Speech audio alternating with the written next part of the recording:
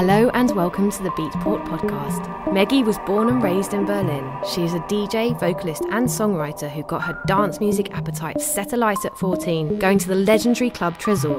A vocalist with high-profile collabs going back to 2012 with Rampers Everything, she has been releasing solo APs with the support of her record label Suol since 2013, collaborating with producers such as Chopstick and John John and Ardalan to release these records. Meggy came to visit us at Beatport's headquarters to discuss her live show, writing process and much more. I'm your host Tigerlight and this is the Beatport podcast. Beatport podcast. Thank you so much for coming today. Yeah, thanks for having me. You said you cycled over for our chat today. Which area of Berlin are you from? I was born in Pankow, which is another east district of Berlin, but yeah, I grew up in Friedrichshain. And you're at university now? Yes, I started to study again a year ago, Germanic languages and history, and that's why I'm going to Copenhagen next year for an exchange. And yeah, leaving my beloved city, but yeah. Is this the first time that you will have left Berlin properly to move somewhere else? It's the second time, actually. I've been to Moscow for a couple of months when I was 14 and went to school there. Why did you do that? Because I was pretty young, so my parents decided to go on a school especially for languages, and there was like a class for English students and for Russian students, and my parents asked me to do Russian, and in the end I was pretty happy. It's not the normal, ordinary thing to learn Russian anymore. If you went to school in GDR, you had to learn Russian because of the communist state of mind. And do you have any memories of that time? No, I don't, because I was born in 90. I was like formally born in the GDR, but half a year later it was Germany, like the whole Germany. So I didn't really witness anything. I just know the stories from my parents and my brother, and yeah, it must have been hard times. And do they look back at that time now and have any nostalgia for it, or are they just really happy that like the wall fell and that things moved forward? They are happy the wall came down and stuff like that, because they saw their friends again, which were in Western Germany and stuff, and you could travel again. But there are a lot of things my parents liked about the GDR. But I think they are fine with the state nowadays. I don't know. I mean, there are always things you miss and always things you don't miss, so yeah. Just interesting with them getting you to learn Russian. That feels like it's a sort of hint of, an attachment to that time. Yeah, I think it was just because my mother was thinking that I have a lot of more opportunities, because English you learn nowadays anyway. I mean, you don't have to go to school for that if you're living in a big city. But if I would have done something with techniques or engineering or something, I think the market would be very lucrative. You can say that. If you're into the Russian culture, or if you speak Russian and can go to the Eastern countries. So yeah, that's what she was thinking, I guess. Yeah. You were 14, you're learning Russian, you're speaking German, you're learning English at the same time, and now you've gone on to study Germanic languages. Yes. So do you speak Russian, English, German, and anything else? No, anything else not. No, not really. But I'm planning to learn Danish before I'm going to Copenhagen, so yeah. Did you have to go to Copenhagen as part of your course, or was it your choice? It was my choice because it's not so far, and the travel is pretty easy from Berlin to Copenhagen, and it's not that expensive. And yeah, I want to have my friends visiting. I want to see my family from time to time, so yeah, that's why. And how intense are your studies? How are you balancing that with your music career? I have to say I underestimated it beforwards, but now it's fine, because I have my episodes where I'm only doing music when I have holidays from school, and The other times I'm in university and playing, like DJing I can do on the weekends. It's fine. And study some point. I don't know, on the plane, in the train, and yeah, that's fine for me. So growing up in Friedrichshain, which is on the east side of Berlin and is one of the areas of Berlin that's got lots of street art. For anyone listening that hasn't been to Berlin, you should check it out. It's a great place. It's getting overrun with tourists already, but it's amazing. That's, you know, a really exciting and vibrant place to grow up. Like when you first started going out clubbing, which clubs like really had an impact on you and which DJs really had an impact on you? The clubs which made an impact, I witnessed, luckily, the last years of Tresor, of the old Tresor. That was like my first connection with real techno music, and where I started like dealing with it and then liking it and then loving it. And then there was Polar TV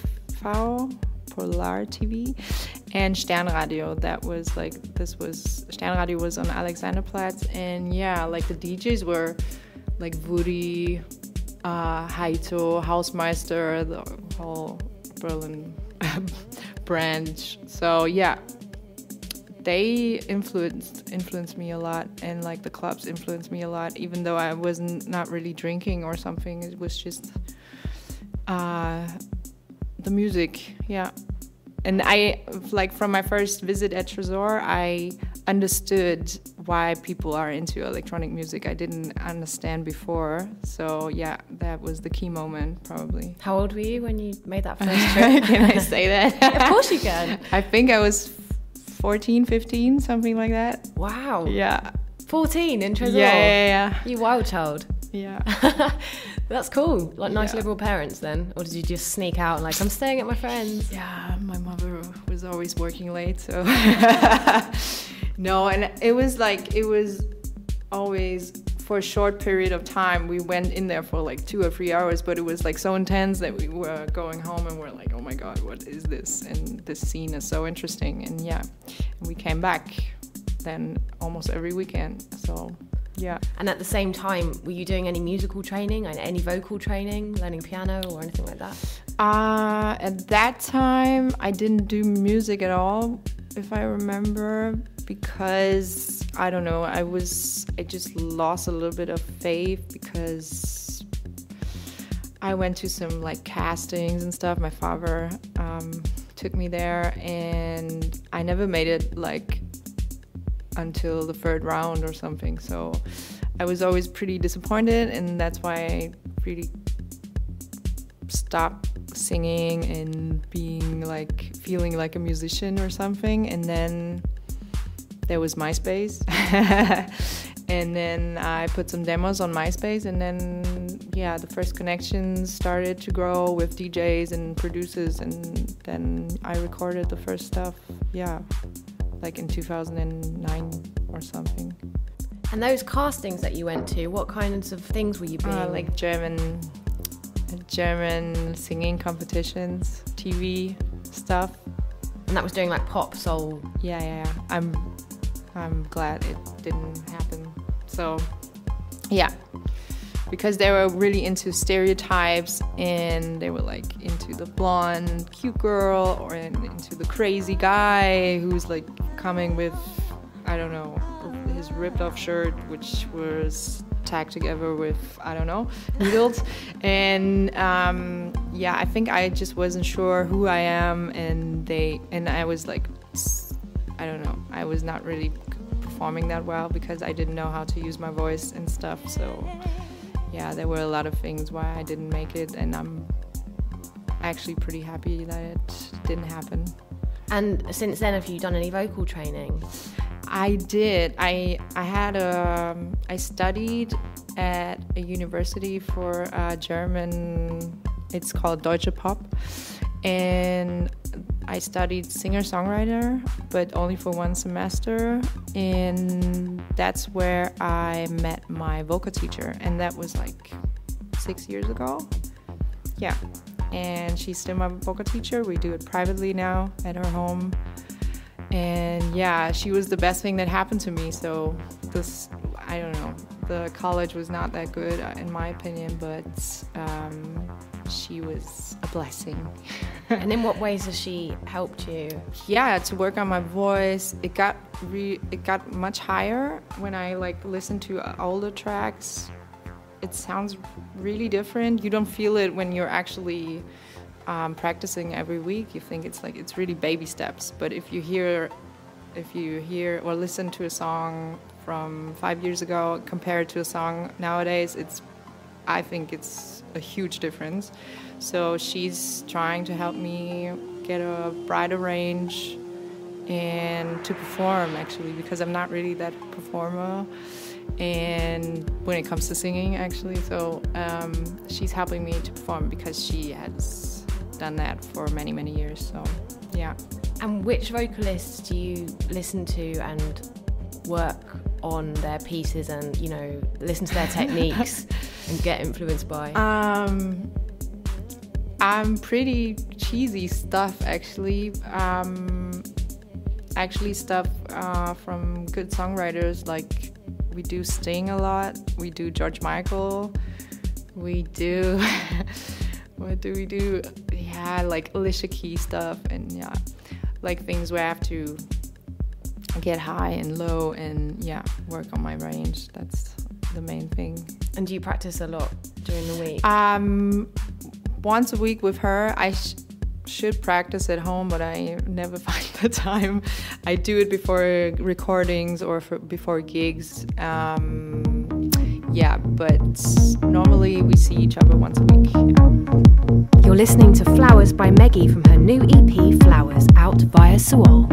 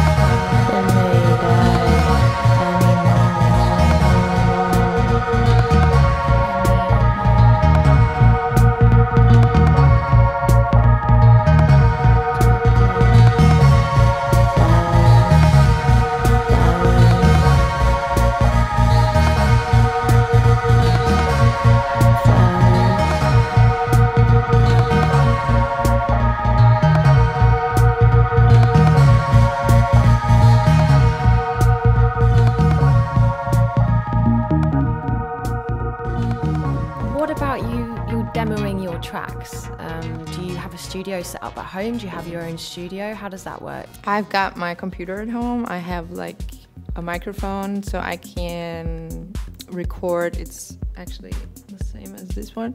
A Rode NT2? Yes. And I can record like demos there. Actually, I have been recording the first record of this year completely there. And I'm doing like ideas with Ableton or even MuseScore or GarageBand or stuff, and then I bring it to our studios at Suol, which is here right around the corner. Which is your record label? Which is my record label, and yeah, the guys have everything you need, so I don't need this at home, and I don't have to pay rent for a studio if I have the advantage of them, you know. So when you're doing the actual recordings for the records, is somebody else engineering that, and then you're able to fully focus on your vocals? It depends. Sometimes I do it on my own. It's always I feel a little under pressure if someone's in the room and like it's like, okay, you have to do this and this and this. It depends. Sometimes I do it on my own. Sometimes someone is with me. Yeah. Actually, it's better when someone is with me because it's always great to have a second opinion, but I'm really, I don't like to hear critics a lot about my voice. This is like my main thing, which I think can do best. So it's always hard to hear critics or if people say you have to sing it like this, not like this. And but I'm working on this. Sometimes I'm just too stubborn and I need second or third opinions. So you said that you were on MySpace, good old MySpace, back in the day. RIP. Old school.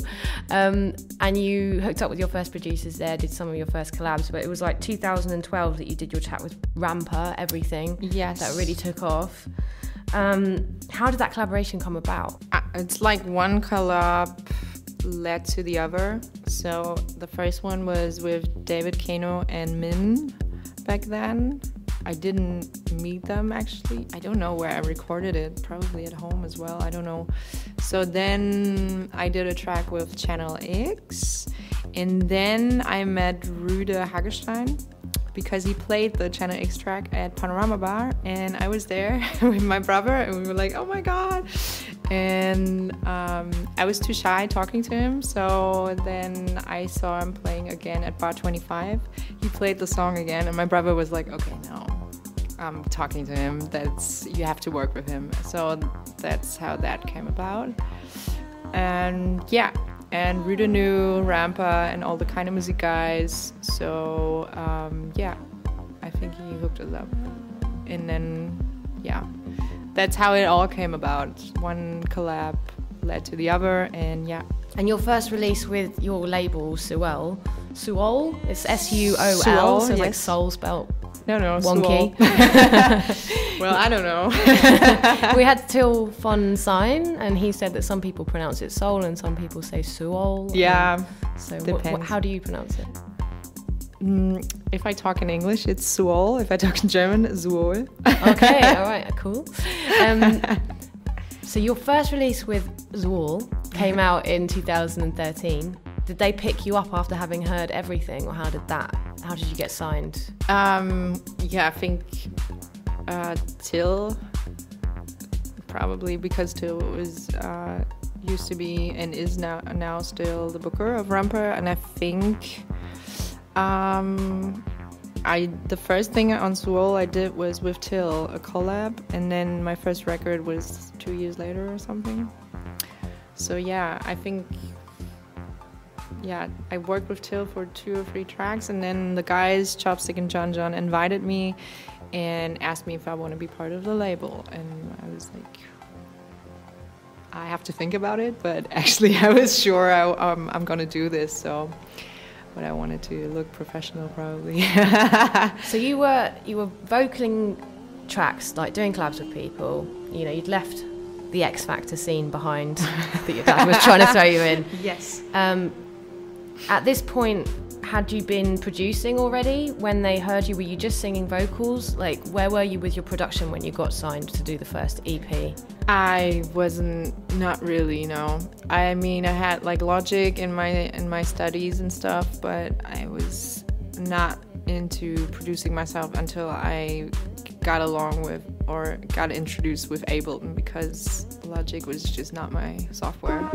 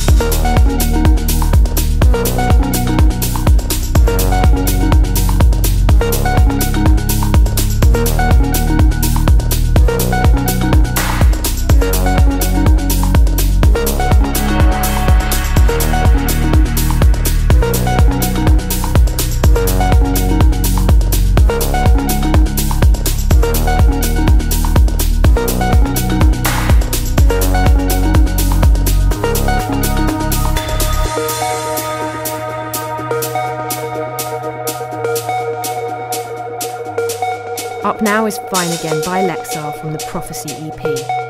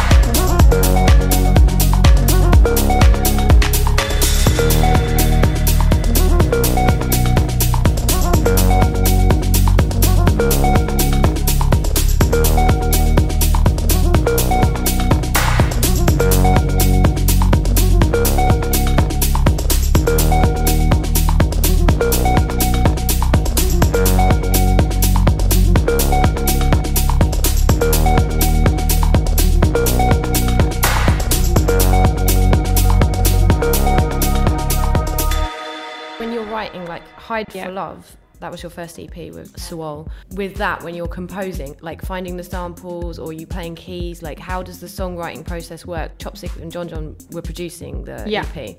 Yeah, what's the workflow and your part in that? It's been a long time, so I have to remember, but I think we just sat down,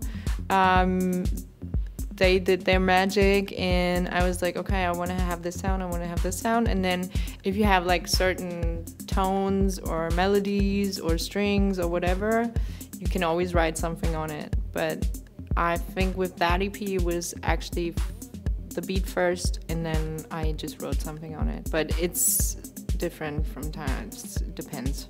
And then you did Meggy, the next EP. So each time that you're doing these EPs and you're working with these great producers, was that your education in production? Were you watching them on Ableton and learning from them?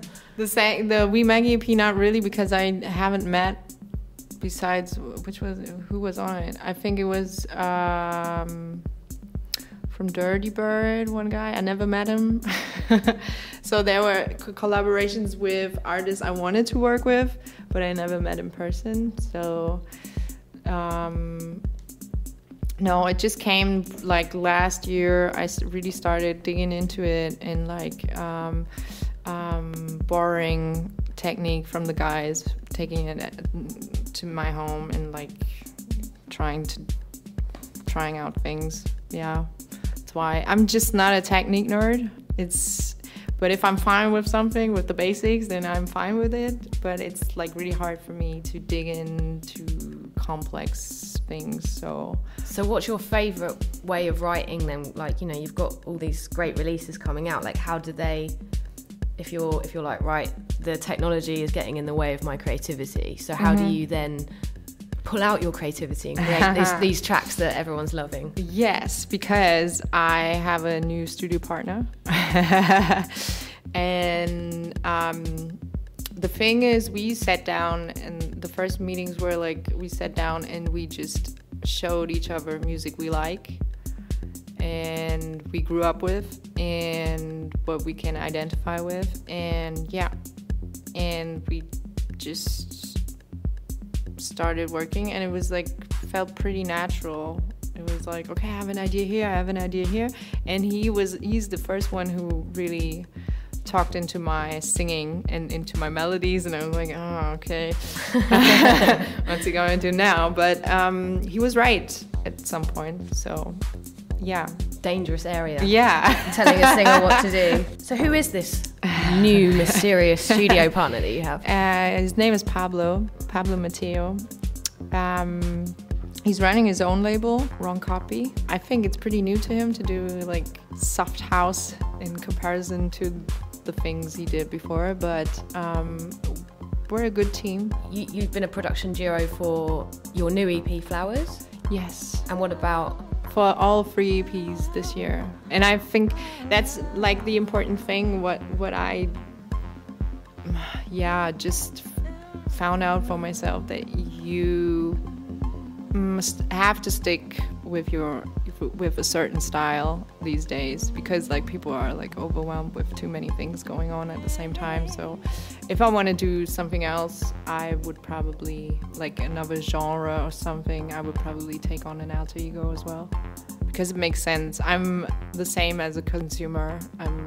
It's too much for me when someone is doing like 5 genres at the same time. You can definitely hear that through your releases, that there's a progression, like with the first EP, with the Hide for Love, a few sort of Amy Winehouse kind of like sounds to it, and it was quite soulful pop electronic. And then now, you know, especially like these last 2 releases, like your most recent one, Flowers, and Welcome to the V, it feels like it's meant for the floor. Yes. Yeah, you can definitely hear a progression in your sound. I'm really interested as to what tracks you guys put together, like for your vision board for this project, like moving forward. Like, what was in that playlist? It was a lot of Detroit classic house. Then we went into DAF, which is Deutsche-Amerikanische Freundschaft. This was like a duo in the 80s, and they did like new wave, synth, electronic pop, whatever, with like strange German lyrics. We were like on the same page that we want to do music for the dance floor because that's where we both come from. And yeah, that was the idea.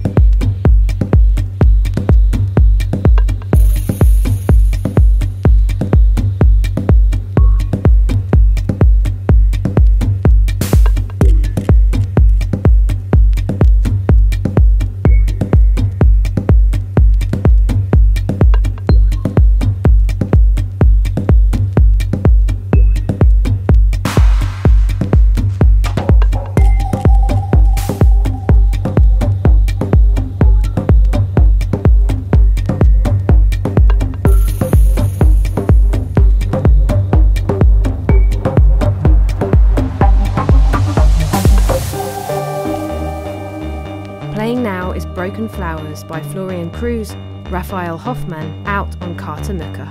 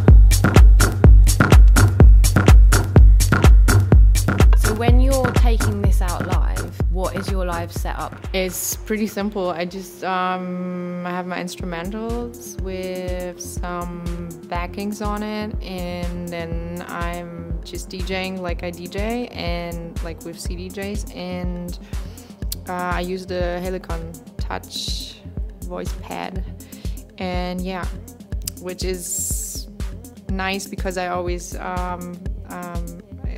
find out new things what I can do with it. So there are a lot of nice tutorials on YouTube as well. So yeah, I'm doing the effects there and stuff. Yeah. How much of the set is other people's tracks when you're doing vocal sets? It's my tracks only then. All your own stuff. Yeah. Cool. Yeah. And are you taking that on tour soon? We did like some test gigs this year. We'll see. Maybe we find out another structure for Pablo and me. Maybe we do a band, but this is not sure yet. But yeah, we'll see. I'm really focusing more on performing now, but it's a long way to go for me because I'm really shy on stage. Like, you don't see it maybe anymore, but yeah, it took me a while to open up. For you, with the shyness, what's going on in your mind that's making you sort of shut down in that way? I think that's what all singers might say, is that you're really vulnerable if you're like showing you in front of people and singing, because it's like not an instrument or something, it's your instrument inside, but I think it's like the deepest, and so it's really intimate for me, and that's why, you know, I'm not really present then, and I'm thinking about, okay, hitting the note the right way and stuff like that. It's so many things, breathing and like, yeah. And mixing at the same time? Mixing, yeah. I mean, I'm doing that for quite a while now. Yeah, what about your DJing? Like, you know, you went out and bought your own decks. Yes. When was that? 2008, 2009. Yeah, I had some friends and we had some after hours back then, and yeah, they played records, and I was like, I mean, every girl in our clique was like, oh, I want to be a DJ, but I was the only one who really stuck to it. And yeah, I bought some turntables and some new marks and a mixer, and put some computer speakers on it, and yeah, I was practicing a lot in the first year and spending all my money on records, and yeah, I then organized some parties where I played myself. So yeah. So you were promoting? Kind of. I had a friend who was promoting, and he was like, I was like the link to the younger DJs, so he put me in charge and to book some people, and yeah, that was at Golden Gate. Oh, cool! So many years ago, and yeah, and I was playing there myself, and that was the best training you could get in front of people. Yeah. When you said you're focusing on performance before you're going to like go out, or you said you're focusing on performing before you're going to take it on tour, what does that mean in actuality?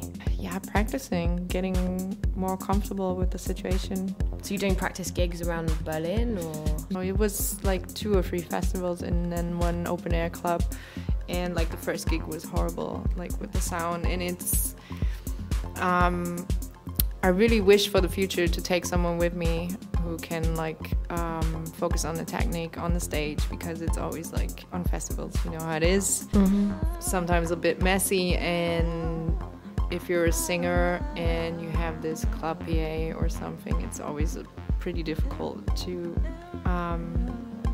to make the sound work. So, and if I would put my hand into that as well, I would go crazy. So it would be nice to have someone with me who can take care of that. But yeah, we'll see. And do you have a plan to do a full-length album next year? Yeah. Yeah, I mean, we did a lot of tracks, not only the tracks which are on the EPs. So yeah, we have something in the back. But yeah, it's not certain, but yeah. Your new EP is Flowers, but the EP you had before was Welcome to the V. Can you tell me about the name of this EP and about the artwork and what the concept was behind it? Like, Yeah, it's just because we were doing for fun this Vagina song as like Vagina, Vagina, Vagina, and we were like, oh, that's nice. And then because I always wrote a lot of like cheesy stuff and about love and heartbreaking stuff, and I think it was time just to do something provocative, which I did on the Liebe track as well. But yeah, I mean, it's for the dance floor, and I have to let go of this, that it has to be meaningful and stuff. I mean, it is meaningful, but yeah, with a certain irony. So yeah. A little bit of cheek, a bit naughty. Yeah. And let's talk about Flowers, which is coming out on November 2nd. It's a 4-track EP, and all the tracks have got your vocals. Yeah. Again, like really feels like it's for the floor, but then has that sort of soulful, I don't want to use the word pop because I know that can be a bit like a gross word use it within dance music, but hooky vocals. Was there any concept behind this? Concept was more variety than the record before, than on Welcome to the V, and a nice B-side. And I mean, Flowers has like this spoken vocal on it, which I really like.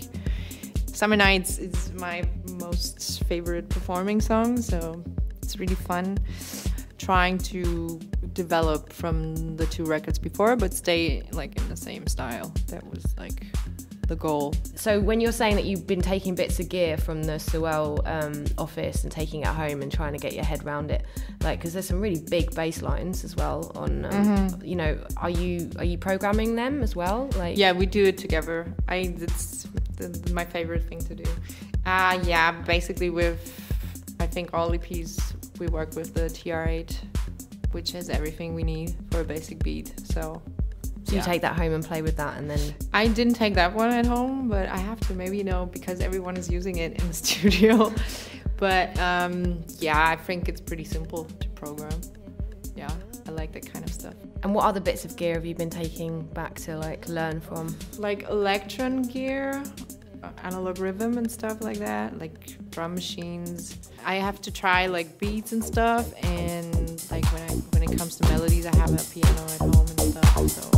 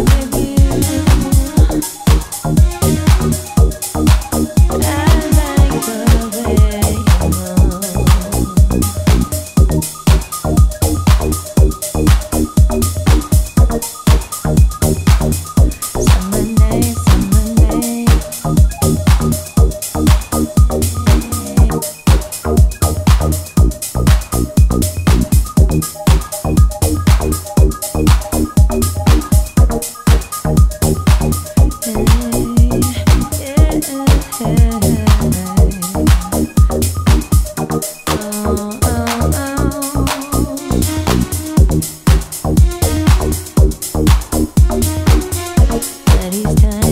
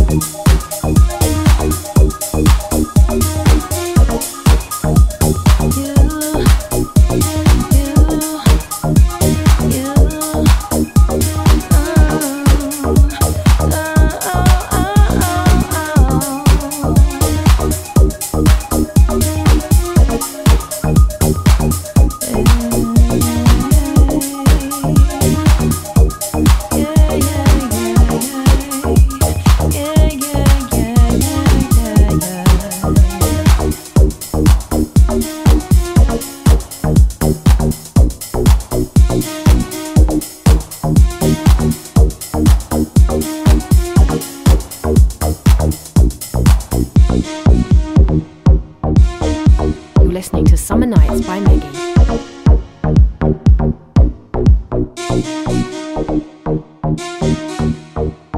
So I read that you like to demo your vocals at home, but then you go and record them at the Suol recording studio. When you do that, do you have any special recording techniques that you do with the vocal mics, and which mics are your favourite to use? When I record at home, I'm a lot more confident. I try things out, like, I don't know, screaming from the other side of the room or something like that, or recording like really, really silently, and like stuff like that. And I recorded the Times EP at home because we wanted that rough sound and it really fit the beats, but we had a little struggle with our mastering engineer. He was like telling us he had to cut some frequencies and stuff, and we need a proper microphone to have not that compressed recordings. After that, for the second EP and now for the third EP, we went to Chopstick's studio because he's a nerd when it comes to recording and microphones, and he did this workshop with George Mastenburg. And we also tried to use like 3 or 4 microphones, put like next to each other or on top of each other. I don't know. You have to be careful with the ankles and stuff. So he's a nerd when it comes to that. I think we just used a Neumann microphone. Awesome. And you can really hear the difference, even though I'm a fan of rough recordings. I mean, the vocals for everything I recorded with my iPhone back then. So that's cool, lo-fi. Yeah.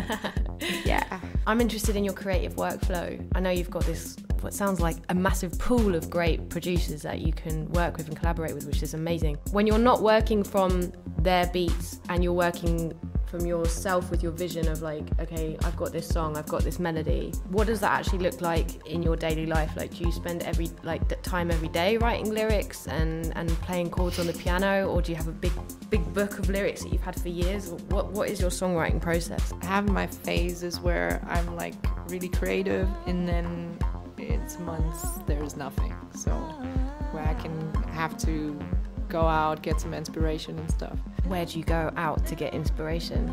Inspiration is everywhere. You can get it from friends, their life stories, books, movies, whatever. but sometimes there are times where I just don't have to say anything, so I don't say anything, or I don't write anything. So a lot of times melodies come in my head when I'm sleeping, so then I use my phone to record like a melody and then go back to sleep and then work on it the other day. So yeah. And if I do like collabs or features, then they send me a beat or a song, and yeah, I'm listening to it, finding maybe a melody, finding some lyrics. If it works, it works. If not, then I just tell them. Yeah. I used to play guitar, and I'm planning to learn the bass guitar for this year. This is my main goal. Because I figured out bass guitars aren't that expensive, and I was always thinking they're like really expensive. And yeah, I'm playing the piano. I cannot play whole songs like instrumentals or something, but I know like oh god, in English. So you say it in German, then I can help you. Ich weiß die Tonleitern und so. You know the scales and the name. I of know the the keys. scales, you know. That's right, genau. So it's always good to find like new melodies with the piano, because you're always into one range and you always sing it the same way if you're a singer, and it's always good to like try out new notes and stuff to find new melodies, because after a while you just sound the same on every track. Do you write any basic melodies on piano and then go with your lyrics and go into the studio with that? Too, that as well it depends. It really depends. Sometimes it's the melody first, the lyrics first, or the beat first. It depends. Shake it up. Yeah. Yeah, Ricardo Villalobos played your track Dry, which is a collaboration with Till at Amnesia. Like, what does it feel like to be getting support from such huge DJs? The thing is, I really didn't remember that record anymore, and I was like, yeah, that was this record I did with Till. And yeah, never heard someone telling me he played that song, so it was quite surprising. But it makes sense because it's the most minimal record we did. So yeah, it makes sense. I feel honored, for sure. And with your playing out, just thinking about like that scene, like the more minimal and less like, I guess, vocal friendly scene, like do you do just DJ gigs and then DJ gigs with singing, which is your set? Like when you're doing your live thing, is that 2 streams or are you just doing your project? It's 2 strings, yeah, it is. Yeah, I mean, I love vocals in general, so it depends, but my DJ sets, I really don't play that much of my own tracks or records. What can people expect if they come to see you DJ? It's house, but sometimes I like to play a little bit harder, but it really depends on the location and on the crowd and who was playing before me. But in the end, you could say I'm really picky when it comes to tracks, and picking tracks is to me above mixing skills. So I think I have proper mixing skills. That's not the thing, but it's always about the track, about the pick. And do you play vinyl when you play out or CDJs? I do both, yeah. And there was a time I only played like SD card and USB and stuff because I need something to do, you know? I'm just too bored when I just can see how can scale the BPM and stuff and see how this is like, and vinyl is not that boring to me, so, and it sounds better. What about 2019? What plans have you got apart from your finishing your degree, learning the bass, learning Danish, moving to a new country? Moving to a new country. Kids, no. Yeah, we are planning an America tour, of course, which must happen now. Only been once, so like North America, South America, we have to see.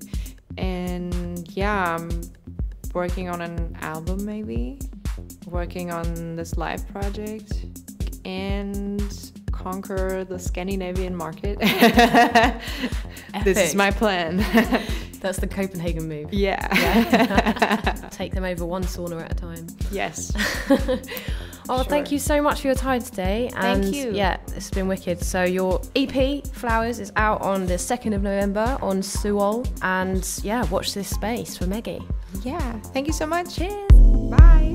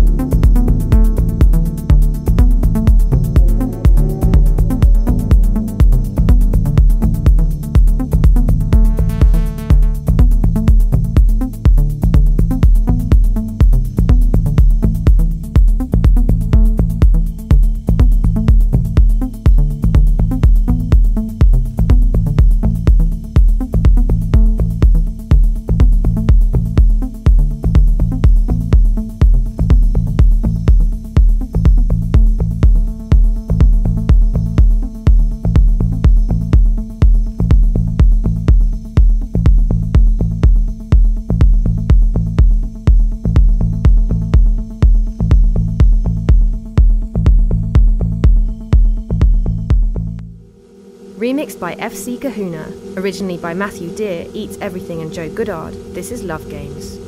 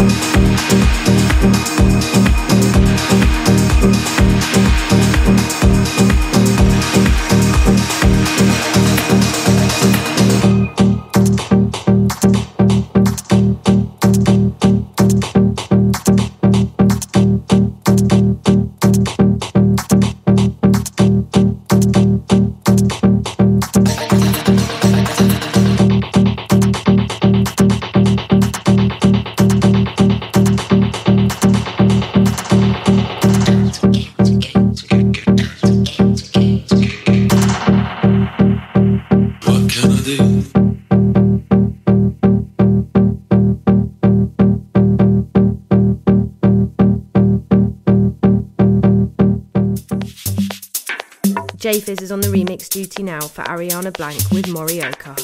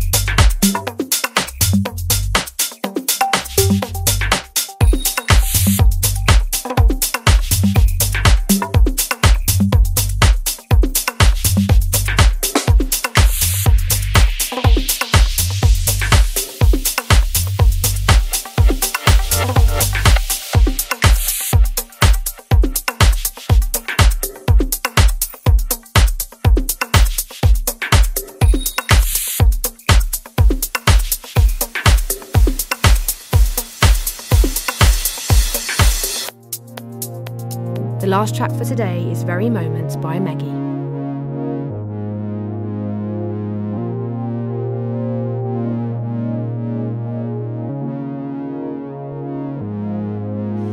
I get so scared sometimes, don't know where to turn to. In these very moments,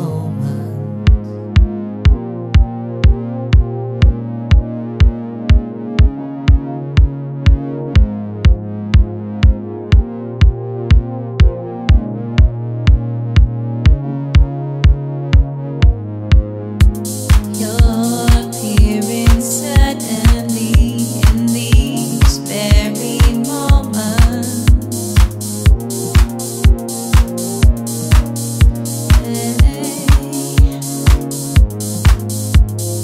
Making these problems seem small again.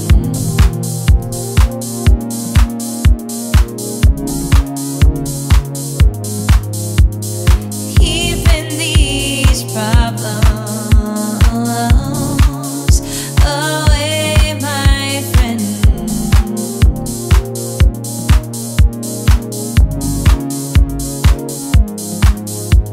You're keeping me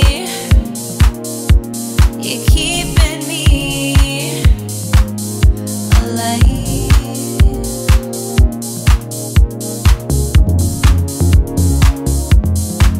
You're keeping me,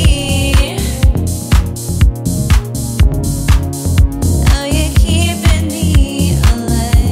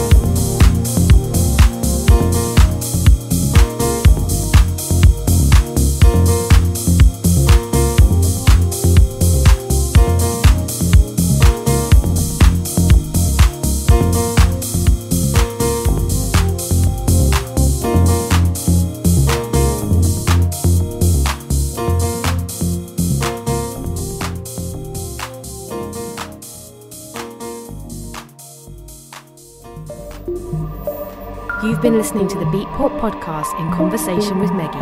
I've been your host, Tigerlight. Thanks for listening. Beatport Podcast.